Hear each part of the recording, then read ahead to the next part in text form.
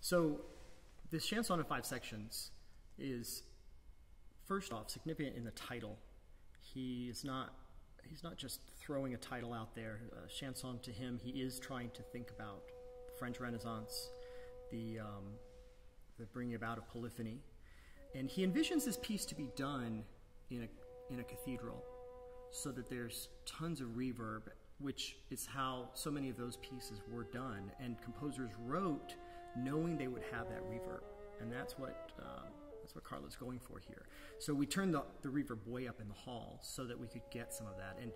And it's interesting how it does change the way you play the piece, because suddenly you have your own sound coming back to you as you start next lines. And so it's kind of interesting that that's his intent, and it knowing that and playing around with that really changes how you then want to play the piece. Then the next thing that he talks about with this piece is he calls it a theme and variations, and it's in 5 sections. And I don't think it's as clearly a theme and variations as more traditional pieces would be.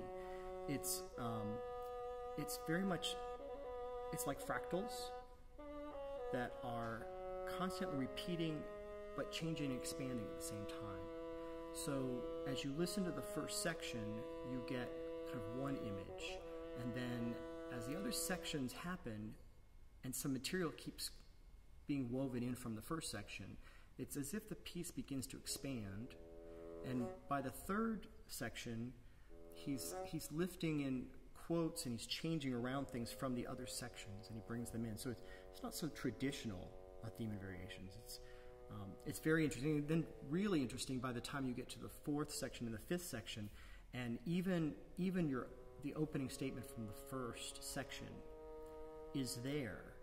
It's just been turned and it's played with a little bit. So and again, a lot of his talking about the piece is about fractals and patterns in nature, and that's very much where he's coming from with this piece. The other thing that Matti pointed out to me, and I wouldn't have made the connection readily, but by the time you get to the 4th section of the piece, he's literally lifting all these little ideas, not changing them necessarily, but lifting little ideas and inserting pieces of the other sections into the 4th movement. And his motivation there is the final movement of Beethoven 9, and that introduction where you hear pieces from all the other movements. And he's kind of going for that effect. It's a really great way to tie this piece together. I think if you don't hear some of that, it's easy to feel like there's not a connection there. But that's kind of his inspiration. And again, when you're working with a live composer and you can have that information, it changes the way you can play the piece, because you're spotting those things and you're making sure you're trying to bring them out so that your listener can get that. You can't always get up and say that to your listener, but you make sure that I'm going to show you exactly what the composer told me is going on here, and it really makes a difference.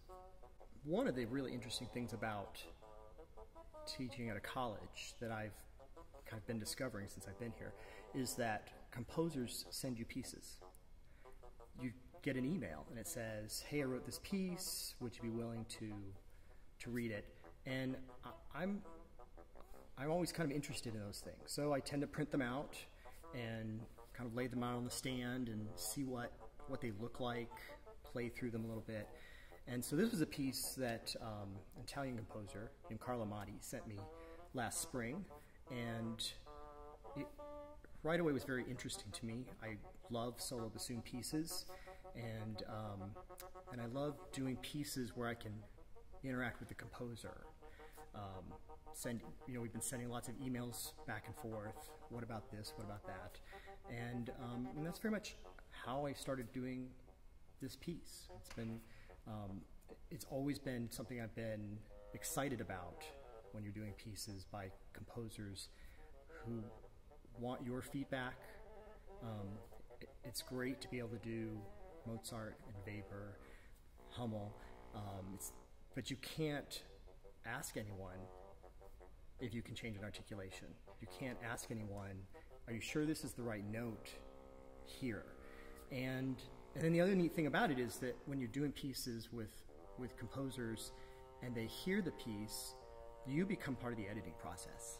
And that's really cool too, because they call you up and say, oh, that recording that you sent is great, but I've decided to change these two measures. Because now they've heard it not on a MIDI, not with electronic sounds, right? They've really heard the piece. And you become part of the creative process. And that's kind of where this piece came from.